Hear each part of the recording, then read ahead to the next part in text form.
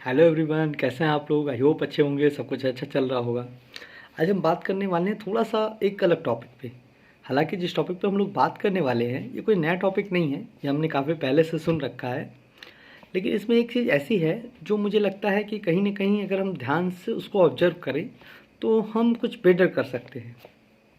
जैसे अभी हम सब स्टूडेंट हैं, तो एक स्टूडेंट के 5 लक्षण होते हैं। ये हम सब ने सुन रखा है बचपन से। क्या लक्षण होते हैं, उसको संस्कृत में क्या कहा जाता है, पहले उस पर डिस्कस करते हैं। तो संस्कृत में उसको कहते हैं, मैंने यहाँ लिख रखा है, मुझे याद नहीं है, लिख रखा है वही मैं पढ़ता हूँ। काक चेष्टा, बको ध्यानम, स्वान निद्रा, तथैव च, अल्पहारी, गृह त्यागी, विद्यार्थी पंच लक्षणम। ये संस्कृत में है। अब इसका हिंदी में समझते हैं। मतलब किसी भी विद्यार्थी के 5 लक्षण होते हैं। पहला क्या, काक चेष्टा। काक चेष्टा मतलब कौवे की तरह जानने की चेष्टा। तो किसी भी स्टूडेंट के लिए ये बहुत ही ज़रूरी है कि उसके अंदर जानने की क्यूरियोसिटी हो। जैसे हम सब पढ़ने बैठते हैं तो हम एक बोझ मान के पढ़ने बैठते हैं कि यार ये पढ़ना है पढ़ना है पढ़ना है पढ़ना है पढ़ना है। हालांकि पढ़ाई आसान काम नहीं है, इस बात से मैं एग्री करता हूँ। लेकिन जब हम इस तरीके से पढ़ना चालू करेंगे कि हमें जानने के लिए पढ़ना है, ऐसा क्यों होता है, इसके पीछे क्या वजह है, तो वो चीज़ें हमें पढ़ना ज़्यादा आसान होंगी। रहता था जब इस वजह से हम बैठते हैं कि पढ़ना है पढ़ना है पढ़ना है। इसलिए कहा गया काक चेष्टा, मतलब जानने की चेष्टा कि ऐसा क्यों होता है, ऐसा क्यों होता है, इसको कहते हैं काक चेष्टा। तो ये एक इम्पॉर्टेंट पॉइंट है, काक चेष्टा। इसको समझना बहुत ज़रूरी है कि जब भी आप पढ़ते हैं अपने आप से वहाँ पे क्वेश्चन करिए कि ऐसा क्यों, क्यों इसको पढ़ना है, ये ऐसा क्यों होता है, इसके पीछे का रीज़न क्या है, ये नहीं होगा तो क्या होगा, क्यों क्यों क्यों क्यों, जानने की, हर चीज़ जानने की क्यूरोसिटी अंदर रखिए।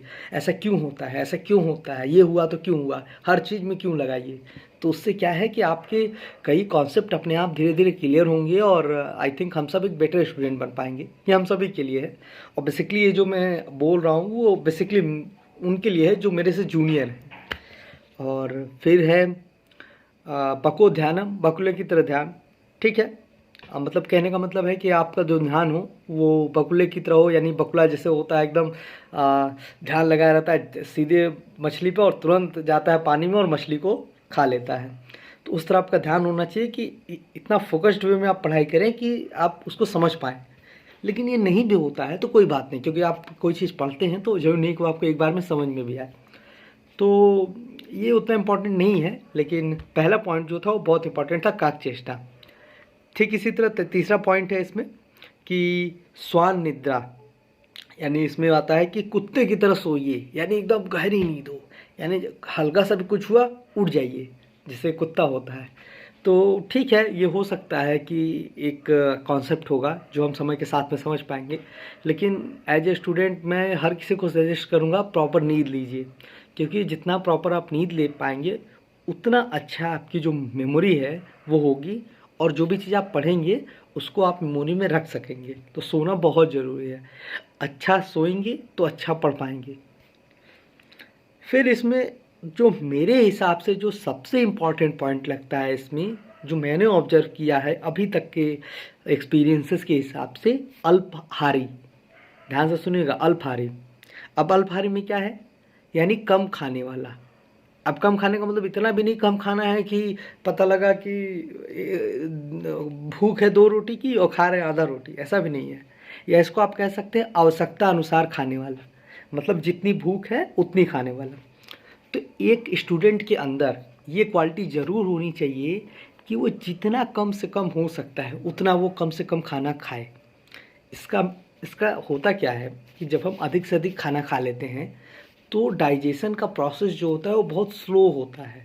उससे हमारा जो बॉडी का मेटाबॉलिज्म होता है वो स्लो पड़ जाता है।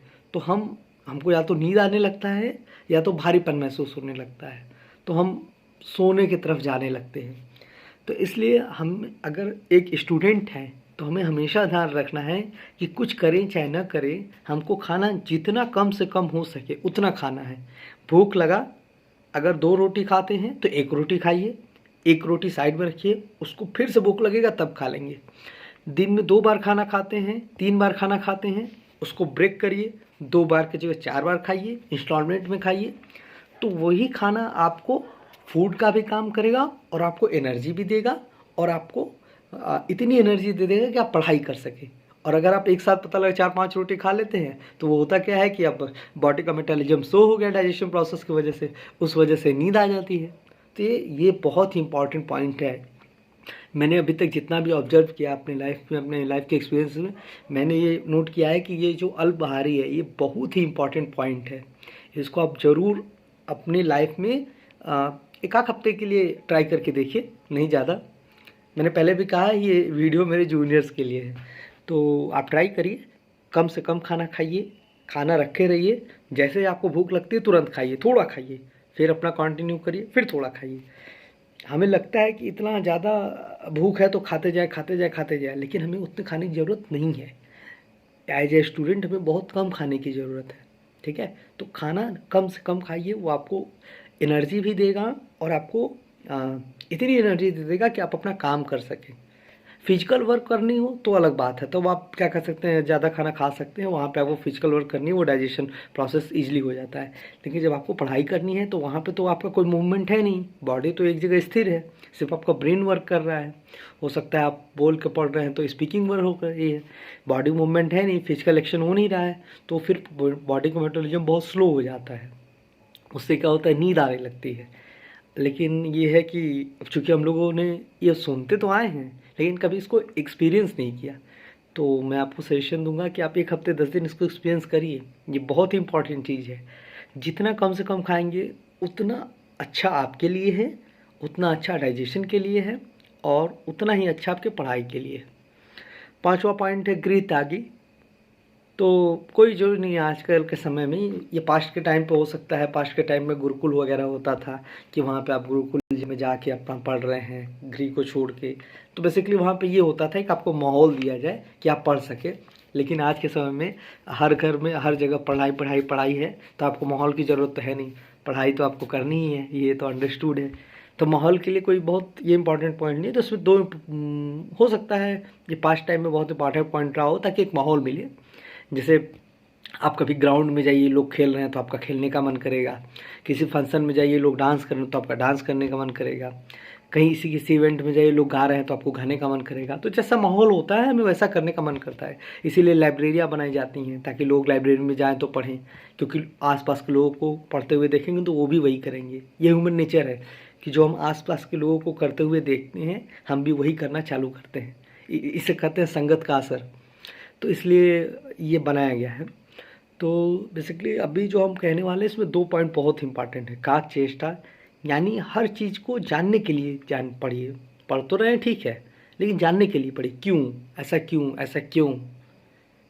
ठीक है, मान लिया सारे सवालों का जवाब नहीं मिलेगा, लेकिन जहाँ आपको एक सवाल का भी जवाब नहीं मिलता, 2 तो मिलेगा, 3 तो मिलेगा, 4 तो मिलेगा, 10 में से 2 तो मिलेगा, 1 से तो बेटर है ना।